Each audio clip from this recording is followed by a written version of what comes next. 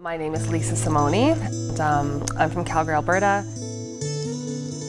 Like most kids, you think that they're free, they're happy, they're joyous, they love their parents, they have this safe and nurturing world. I come from a middle-class home. My parents had 2 kids, me and my brother, and we were a normal family. I was a good kid, strong, athlete, kind, but there was always something kind of off inside me. So instead of being carefree and joyous like the other kids, I felt scared of the world around me. So when I first started drinking and using at 13, I became who I always wanted to be. So after that first drink, it was like, I remember the burn down my throat and the sense of relief I had in my head. And I was sold. Drinking and drugs helped me to become who I always wanted to be. For me, my journey through early drinking was a lot of alcohol, a lot of drugs. I would always up the ante, and I would always end up really sick. So I would wake up in the morning very sick, and I'd pray to God. I'm like, if you could just get me through this, I'll never do it again. As soon as I feel better, I would start drinking again. It was this continuous cycle. I did that for a lot of years. I was a little lost little girl struggling between hangovers and parties. In order for me to feel safe and good in my skin, I needed to drink or use. When I was 21, I met my first husband, Cam, and he was also an alcoholic and an addict. He was fun, full of life, really big energy, really kind. And I think drinking together felt good, right? You don't think you have this problem when your partner, when your best friend is doing this. And Cam was a good man. He worked in the oil industry, so we traveled to Texas and Louisiana. And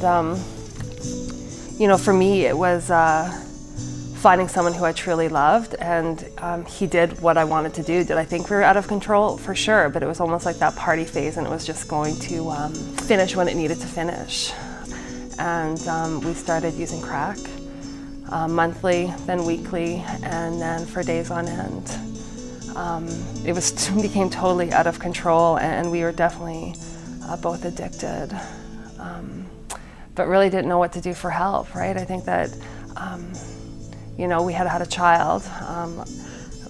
I got pregnant with Braden, and we had him, and I was clean during that pregnancy, and I really thought that after I had him that the things would change, right? That was our party lifestyle. Now we're gonna have our family life. I really thought that, but it wasn't like that at all. October 1999, I woke up and I found him dead. He died of a drug overdose at 29 years old. And so as a 26-year-old young mother and woman that depended on him, I was really lost.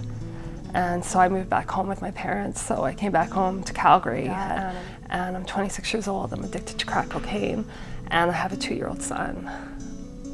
I always say that my son lost his dad that day, but he also lost me. I wasn't really able to deal with life on life's terms, and so I continued to drink. And no one really knew what to do with me.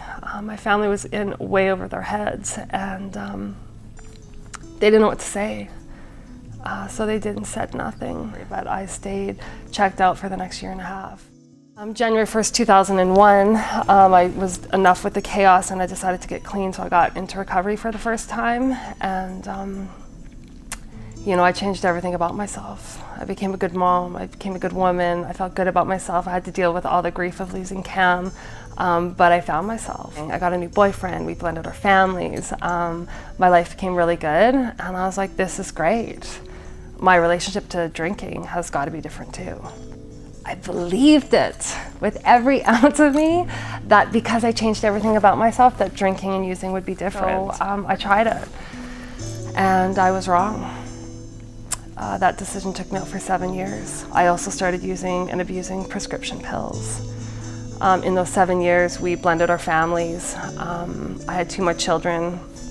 I only stopped drinking and using when I was pregnant, but every other time I drank because I didn't like who I was. And in the disease of my addiction, I remember when my husband said, "You need to go to treatment." And I'm like, no, I don't. I had 4 kids, we were losing our house. I was like, no, I don't. And he's like, bring me your pills. And so I went upstairs and I got my Percocet and I walked down to the kitchen to give it to him. And I looked at him and symbolically my kids and my life with him and my bottle of pills, and they were equal. The void in my soul was so deep that something needed to fill it because I couldn't find anything, because I'm an addict, right? It's like addiction is that short-term relief but causes long-term harm. And on a day-to-day basis, I needed drugs and alcohol to cope with my life. August 2009, I knew that I needed to get help. I was sick and tired of being sick and tired. You know, I didn't destroy my outside life. I was a mom of 4 kids. I had a good husband. I was respectable in my community, but I hated myself. It was such the grand illusion, right? This suburban mom had everything on the outside and had nothing on the inside. Addiction is a disease and not a moral failure. I think so many people just think, well, just put down the drink, just pull it together. And that's just not true. When you go far enough down the line into heavy drinking and into addiction and into drug abuse, you need treatment and you need help. It's really the only option. And we can't do it alone. So for me, I was always wanted to hold the illusion that I was this good mom and this good wife and that I'm a good person. And if I told people that I was an addict, all of that would fall away. I've learned that that's not true. Right? I now have coping skills that I can deal with pain more manageable than to run away with it. With drugs and alcohol, I can sit in it. Who knew? Who knew? I have 4 beautiful kids that are happy, that are healthy. I have a good marriage. I have friends that love me. I love me. You know, I may not have a big fancy house, but I have a big fancy heart.